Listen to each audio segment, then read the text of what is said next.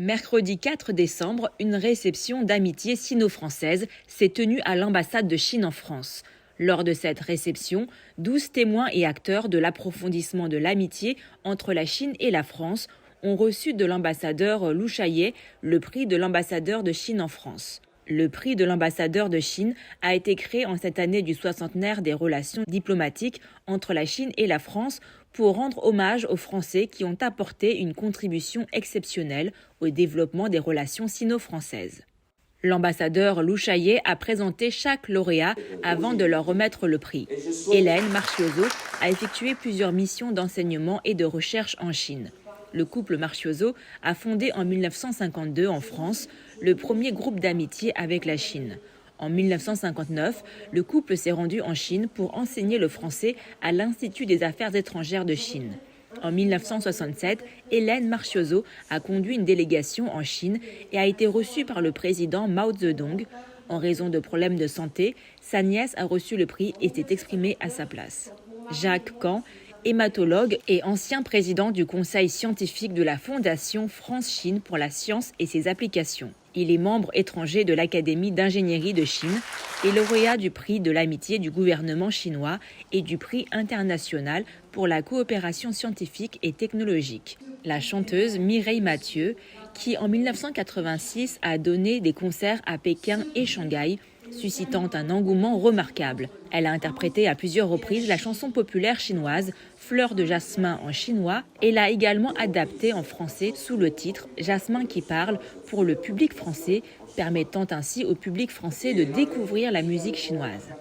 Joël Bellassène, sinologue réputé et premier inspecteur général du chinois auprès du ministère de l'Éducation nationale. Il est président de l'Association européenne de l'enseignement du chinois. Il a été chargé de l'élaboration et de la révision des programmes d'enseignement et d'examen du chinois en France. Daniel Vial, l'un des premiers Français à s'être rendu en Chine pour la coopération amicale après la réforme et l'ouverture de la Chine en 1978.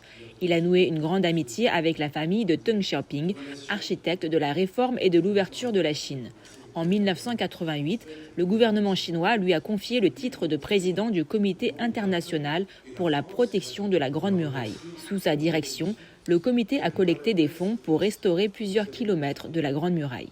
Alain Labat a entamé sa carrière en 1977 dans l'éducation nationale. Il a été professeur de chinois dans l'enseignement secondaire, chargé de mission d'inspection pédagogique régionale de l'enseignement du chinois à Paris, Lyon, Strasbourg et rédacteur en chef du magazine Planète Chinois. Il a créé la fondation des associations franco-chinoises et occupe la fonction de vice-président du nouvel Institut franco-chinois de Lyon. Catherine Cayol s'est installée il y a 20 ans à Pékin, où elle a appris le chinois et développé un amour profond pour la Chine. Elle a enseigné à l'Académie centrale des beaux-arts de Chine et a conseillé les entreprises internationales investissantes en Chine. En 2009, elle a fondé Yishupa, un incubateur où naissent des projets artistiques et économiques, un point de rencontre entre la Chine et la France. Elle est également auteure des ouvrages « À quoi pensent les Chinois en regardant Mona Lisa » et « Pourquoi les Chinois ont-ils le temps ?» Grégoire de Gaulle, photographe et petit-neveu du général de Gaulle, qui a promu l'établissement des relations diplomatiques entre la France et la Chine. Depuis sa première visite en Chine en 1978, Grégoire de Gaulle a organisé de nombreuses expositions photographiques sur la Chine et publié de nombreux ouvrages. En raison d'un déplacement à l'étranger, son frère a reçu le prix et s'est exprimé à sa place. Jean Pégouré, passionné de Chine, il a mené des recherches approfondies sur le pays, a publié plusieurs articles et analyses sur la modernisation chinoise. Ses réflexions après ses visites au Tibet et au Xinjiang ont permis aux Français de comprendre la Chine d'une manière plus complète et objective. Jacques Saint-Marc, économiste et urbaniste. Il est délégué du président de l'accord d'État franco-chinois sur le développement urbain durable et chargé de la coopération franco-chinoise dans le domaine de la mobilité et des véhicules électriques. Victor Abou a été adjoint au maire de Marseille et a joué un rôle actif dans la promotion de l'amitié franco-chinoise et dans les coopérations décentralisées dans divers domaines, notamment avec l'établissement du jumelage entre Shanghai et Marseille.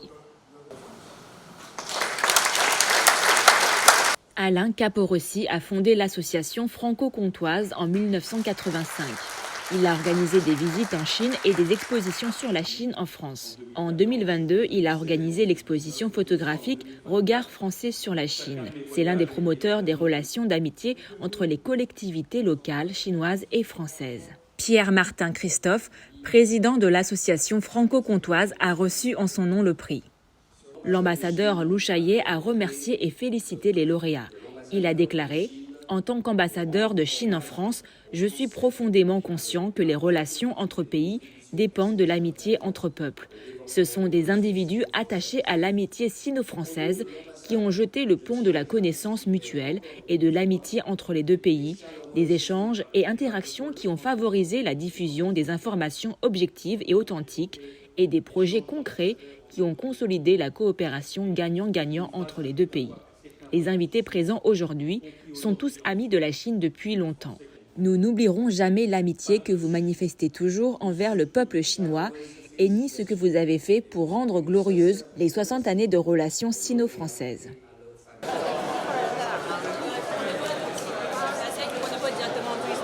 Écoutez, c'est une médaille de l'amitié. C'est une médaille de l'amitié entre la Chine et la France.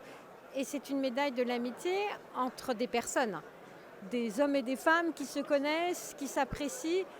En l'occurrence, l'amitié et la relation que ma famille a nouée avec monsieur l'ambassadeur Lou Shaye et son épouse, madame Wang Liwen, est une amitié presque familiale. Nous nous sommes réunis plusieurs fois avec ma maman, avec ma famille, et à chaque fois nous avons parlé de manière extrêmement sincère. Et nous avons chanté des chansons, nous avons bu du vin, nous avons partagé des moments simples. Et c'est cette simplicité dans la relation qui, moi, me touche énormément. Vous savez, c'est pas toujours évident de faire se comprendre les personnes. Mais en fait, grâce à l'art, grâce à la culture, et grâce parfois à des mots très simples, eh bien, des passerelles se créent. Et les personnes, tout d'un coup, se retrouvent comme des frères, des sœurs ou comme des cousins. Et ça, c'est miraculeux. Le président Deng Xiaoping m'avait nommé président du comité de sauvegarde de la Grande Muraille.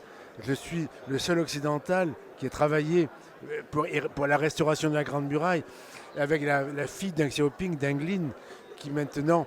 Donc les plus grands artistes du monde sont venus chanter au Hall du Peuple à Pékin. On a fait des pique-niques sur la Grande Muraille. Donc en fait, c'est un peu la consécration de 40 ans d'amitié pour la Chine. Je suis très fière et très honorée d'avoir reçu ce prix de l'ambassadeur. Vraiment, c'est une chose qui m'a beaucoup touchée pour cette amitié entre la France et la Chine. Et surtout de les mains de l'ambassadeur Lou Shaye, qui est un grand ambassadeur. Et vraiment, je sais qu'il va partir, mais je peux vous dire que c'est vraiment un grand ambassadeur qui fait tout, qui a tout fait pour l'amitié entre la France et la Chine. Et vraiment, Chom for Yue Wanshui, voilà. Reportage par Mandarin TV.